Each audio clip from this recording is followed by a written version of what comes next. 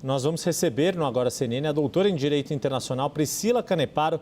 Professora, muito boa noite, sempre muito bem-vinda aqui conosco na tela para nos ajudar a trazer análise e compreensão melhor do contexto desse momento histórico de, enfim, depois de mais de 2 anos, desde o ataque terrorista de 7 de outubro de 2023, os últimos reféns sendo prestes a serem libertados em questão de algumas horas, estamos falando aí de cerca de 8 horas. A grande questão, como a Derla Cardoso nos colocou, diante de toda esta destruição da infraestrutura e das construções em Gaza, uma eventual não entrega desses restos mortais, daqueles que não foram localizados, isso poderia de alguma forma colocar em risco este acordo que foi firmado ou não? Do jeito que foram feitas essas negociações até este momento, é possível se acreditar que sim, a despeito de eventuais um ou outro caso pontual que as famílias infelizmente não consigam receber os seus entes queridos,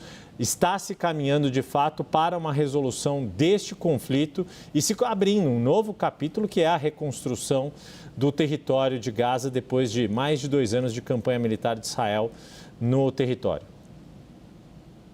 Boa tarde, Yuri. Boa tarde a todos que estão aqui nos assistindo. Então, a gente tem que entender que esse acordo, essa primeira fase do acordo, que é a entrega dos reféns, dos restos mortais e também do ingresso de ajuda humanitária e a retirada de 47% do território de Gaza das forças israelenses, é uma grande vitória, mas é um acordo ainda muito instável, é um acordo ainda muito arenoso, é um acordo sem bases concretas no sentido de que nós não temos certeza que isso vai de fato acontecer. Tudo nos leva a crer que de fato vai ocorrer essa primeira fase, porque ambos os lados estão pressionados, seja Israel por intermédio dos Estados Unidos, seja o Hamas por intermédio da sociedade nacional e também dos países árabes, mas tudo será motivo para a gente colocar em xeque, para nós termos dúvidas em relação ao cumprimento desse acordo. Para a gente ter uma noção, agora, nesse exato momento, o Hamas ainda está falando que faltam alguns pontos de negociação para a entrega desses 20 reféns vivos, ou seja, ele está requerendo que 7 prisioneiros que se encontram em posse na mão de Israel sejam liberados para que esses 20 reféns sejam entregues, esses reféns vivos sejam entregues às 2 da manhã. Então, qualquer animosidade ou qualquer situação anômala, aquela que idealmente foi pensada, pode sim colocar em risco esse acordo.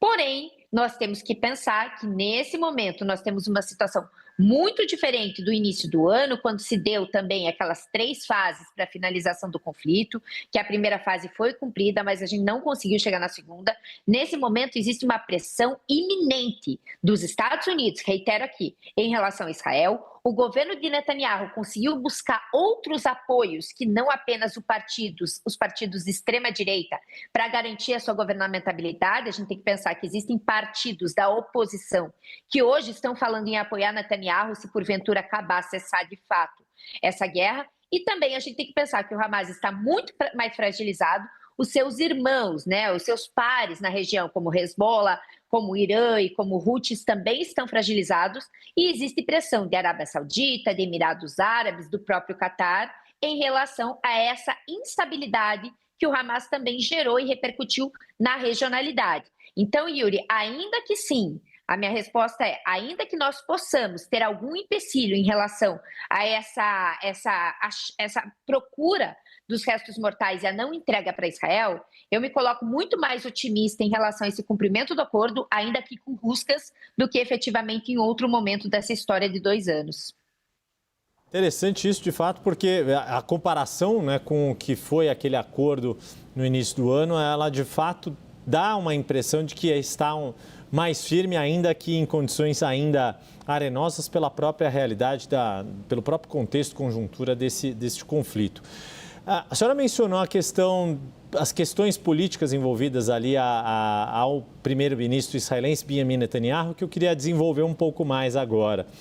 O quanto ele sai fortalecido ou com algumas fragilidades pela forma como este acordo foi obtido, pela pressão que ele sofreu por conseguir a devolução de todos os reféns vivos ou infelizmente mortos, mas pela forma como conduziu esta campanha e todo o efeito que teve de reputação em relação ao próprio Estado de Israel perante a comunidade internacional. Pois é, Yuri, esse é o ponto da questão em relação ao governo de Netanyahu, porque a gente precisa entender que existem posições divergentes em relação ao que foi essa guerra para o governo e o que foi essa guerra para a sociedade civil israelense. Eu gosto de fazer esse ponto dicotômico, porque a gente tem que entender que, majoritariamente, a população israelense não se colocou ao lado de Netanyahu, diferentemente do que muitos aqui possam pensar. De fato, o governo de Netanyahu, ele repercutiu essa pressão, efetivamente, do que o Hamas fez em 7 de outubro em território israelense, em uma persecução contra o próprio Hamas. Então, em outros termos, o Netanyahu colocou acima a busca pela finalização do Hamas em detrimento da soltura dos reféns. Isso é um ponto interessantíssimo que nós observemos. Em contrapartida, a população civil israelense quis que, primariamente, Netanyahu se preocupasse com a soltura dos reféns e depois pensasse o que aconteceria em relação à institucionalização do Hamas, a institucionalidade da Hamas, a essa militarização e, principalmente, essa radicalização da sociedade. Ponto esse que não foi atendido pelo Netanyahu. O que a população israelense hoje coloca em xeque é justamente que ele não atendeu. Mas a partir do momento que o Trump se eleva ao poder nos Estados Unidos, por isso que o Trump tem sido tão aclamado em Israel, ele consegue reverberar nessa perspectiva de atender os interesses da sociedade israelense em detrimento dos interesses do Netanyahu, que era justamente acabar com o Hamas, independentemente das vidas dos reféns. Esse é um ponto interessantíssimo de análise e um ponto importante, porque o governo de Netanyahu, em 7 de outubro, ele já estava fragilizado. Porque o Netanyahu ele tem um projeto de poder que tende a ser um autoritarismo, né? uma ditadura, em termos efetivamente, ainda que nós tenhamos a maior democracia no Oriente Médio por intermédio de Israel, que é um completo paradoxo. Mas também dentro desse ponto, Yuri, o Netanyahu só conseguiu garantir a sua governamentabilidade por conta de partidos ultra-radicais, partidos ultra-ortodoxos, partidos de extrema-direita que lutavam pela não finalização da guerra. E isso vai de total confronto aos interesses da sociedade israelense. Pois é, essa diferença acho que é importante também frisar, né, professora? A despeito do que se tenha de consequências políticas dentro de Israel, é um país que tem um Estado democrático em pleno funcionamento com as suas instituições, diferente do que a gente vê na faixa de Gaza. E diante desta fragilização do Hamas e do que o plano prevê para que se exista ali uma espécie de conselho internacional que cuide da governança da faixa de Gaza nas etapas posteriores deste acordo de paz, o que a gente pode esperar de principais desafios deste modelo de governança que foi desenhado pelo plano de Donald Trump para a faixa de Gaza pós-guerra? Yuri, o que você tocou é interessante, sabe? Porque ainda que a gente tenha uma democracia instalada em Israel, a população também estava muito contrária ao governo de Netanyahu quando de outubro de 2023, porque o projeto de poder dele basicamente previa uma falta de independência do poder judiciário. Ele tinha passado, por assim dizer, uma norma que impunha a necessidade de todas as decisões do poder judiciário israelense passarem pelo Netanyahu. Então, a população não estava satisfeita, isso é importantíssimo deixar claro, porque muitas vezes a gente confunde o governo de Israel com a população israelense e existe uma dupla visão de mundo de ambos os lados. E aqui eu fiz essa introdução para a gente chegar na sociedade palestina. A sociedade palestina, ela não é o Hamas. O Hamas, ele nasceu como um grupo político, ele se radicalizou, ele se militarizou, mas ele chegou ao governo justamente da faixa de Gaza, que é a região sul da Palestina. Na região norte, na Cisjordânia, nós temos justamente a autoridade palestina, que outrora fora substituída pelo Fatah, e dentro dessa premissa, o governo que foi pensado como um governo de transição para a faixa de Gaza é um governo tecnocrático, basicamente um governo técnico, um governo sem muito partidarismo de um lado ou de outro em relação às demandas palestinas. É um governo para reconstrução da sociedade civil palestina, reconstrução da infraestrutura e reconstrução do caráter político dessa regionalidade. Só que quais são os grandes desafios que ainda a gente não conseguiu chegar em um consenso em relação a esse governo?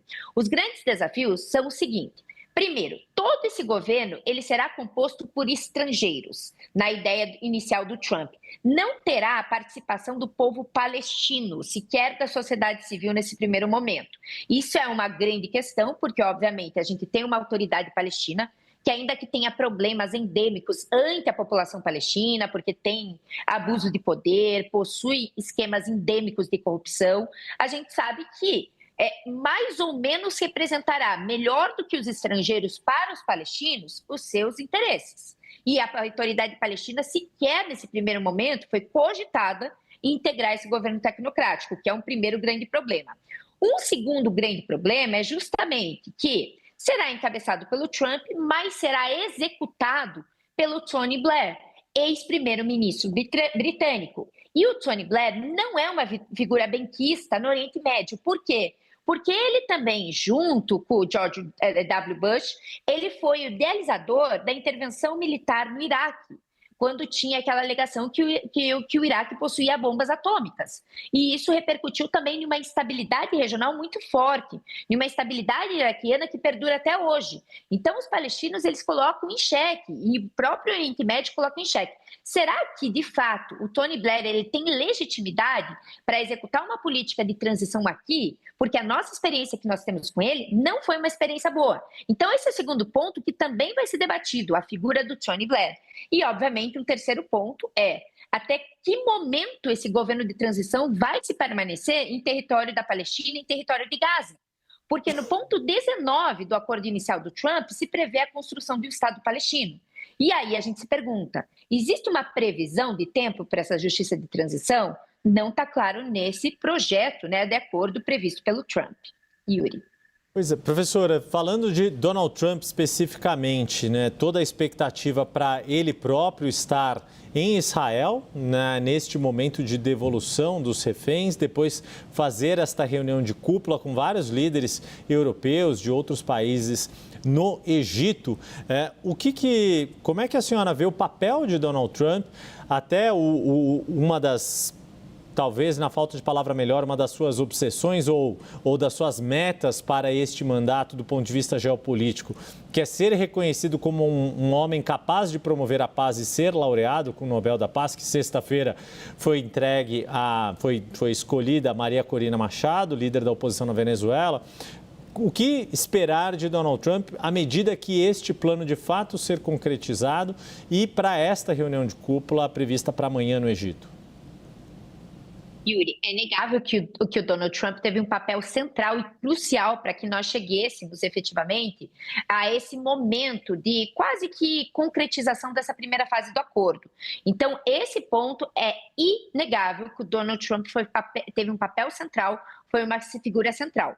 Mas a gente sabe, como você mesmo destacou, que o Trump ele tem esse objetivo finalístico que é ganhar o Prêmio Nobel da Paz. A gente sabe que ele tem uma competição quase que implacável em relação ao governo do Obama. Então, ele quer sair com o Nobel da Paz, porque o Obama também saiu. E é óbvio que o Trump ele tem uma questão de ser um showman, de ser uma pessoa da mídia, e ele gosta de se vangloriar em relação aos seus feitos. E é inegável que isso foi um grande feito, conseguir chegar a esse acordo.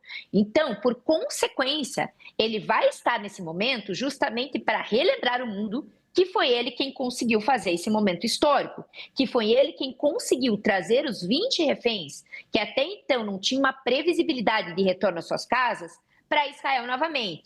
Já era imaginado que ele estivesse lá presente. E, de fato, a gente tem essa perspectiva do quê? De chegar nesse momento e falar, Trump, muito obrigada, porque foi você quem conseguiu e, inclusive, ele vai ser laureado pela sociedade israelense. Esse é o primeiro ponto. Mas o segundo ponto, que também foi um feito do Trump muito interessante, é que na próxima semana nós teremos uma reunião em Paris dos governos europeus com os governos árabes. Isso também vai repercutir em uma perspectiva que o Donald Trump, indiretamente, conseguiu esse feito de reunir na mesma mesa de negociação os governos europeus com os governos árabes que até então encontravam-se com algumas rusgas e em alguma perspectiva separados em termos de negociações para outros campos, inclusive para o campo de reconstrução de Gaza. Então é importante a gente pensar nessa figura central do Trump com efeitos diretos, que é a libertação dos reféns, mas também efeitos indiretos, como, por exemplo, esse encontro que a gente terá em Paris em relação aos governos europeus e aos governos árabes. Professor, antes de me despedir, quero aprofundar justamente esse ponto dos demais países árabes, do papel que eles tiveram nesta negociação deste acordo, né? O quanto foi fundamental, por exemplo, que Netanyahu reconhecesse como um erro e se desculpasse por aquele ataque ocorrido em território catari, ali no Catar, ainda que tivesse como alvo lideranças do Hamas, e como esses principais países árabes ali da região podem também ter algum tipo de atuação ou de influência no futuro da faixa de Gaza e da própria população palestina. Yuri, vamos voltar um pouquinho em relação à questão desse ataque de Israel no Catar. Foi isso que foi determinante para que o Donald Trump falasse enough is enough, ou seja, chega, agora não dá mais, o Netanyahu passou dos limites, porque no Catar eu tenho a minha principal e maior base militar no Oriente Médio, primeiro ponto. Segundo ponto, eu estou tentando uma aproximação em termos concretos com regiões como Catar, como Emirados Árabes Unidos, porque eles são meus centros para desenvolvimento de inteligência artificial para eu conseguir competir com a Rússia. Dentro dessa premissa, o Trump não tem nenhum interesse que se coloque em risco a segurança e a estabilidade desses países. E aí o Trump, enfurecido, virou para o Netanyahu e falou: se agora você continuar atacando o Catar ou atacando essas potências regionais, também em termos de inteligência artificial, eu terei que fazer aos moldes da OTAN uma legítima defesa coletiva, como se você estivesse atacando os Estados Unidos. Ou seja, esse ataque de Israel no Catar foi muito mal planejado, foi muito mal visto aos olhos dos Estados Unidos e que levou uma pressão do Netanyahu ter que firmar esse acordo. E aí a gente vem justamente com esses países árabes. Qual a importância de países árabes? Vamos sair um pouquinho aqui do foco do Catar e efetivamente dos Emirados Árabes Unidos e vamos pegar, por exemplo, a questão do Egito, a questão da Arábia Saudita, a questão da Jordânia e a questão inclusive da Turquia. São esses países que têm o maior interesse em uma estabilidade regional, principalmente a Arábia Saudita e Jordânia, porque são países que estão tentando se ocidentalizar e serem vistos muito bem, em lugar de muita empatia para o restante do mundo ocidental. Primeiro, porque eles querem desenvolver relações mais profundas e segundo, porque eles querem ser um novo centro de turismo para os turistas ocidentais. E em região em guerra, a gente sabe que a maioria das pessoas foge quando há uma instabilidade regional. Esse é o primeiro ponto. E o segundo ponto, Yuri, que talvez nós estejamos falando muito pouco, é em relação ao papel da Turquia. A Turquia sempre foi um grande mediador, um grande negociador internacional. Estava meio adormecido nesses últimos momentos por conta do Catar, mas voltou a ter a sua grandeza em relação a esse acordo final do Trump, tanto que voltou à tona o papel central da Turquia. Por que a Turquia é importante? Porque ela sabe como garantir a execução de um acordo. Ela já tem experiência nessa mediação, ela já tem experiência nessa conciliação. Durante décadas, os dois grandes mediadores internacionais foram o Brasil e a Turquia. Então, a Turquia garante ainda uma maior estabilidade, principalmente para o governo do Hamas, para saber que, de fato, esse acordo tem uma perspectiva, sim, de ser cumprido. Pelo menos a sua primeira fase, o que garante uma segurança para que o Hamas entregue os reféns e tenha, de fato, aqueles 2 mil presos palestinos em território israelense voltando ao seu território e a retirada das tropas israelenses do território palestino. Então, são esses pontos que fizeram, são diversas camadas que fizeram com que esse acordo parecesse mais, objeto de benefícios do que efetivamente o acordo de janeiro.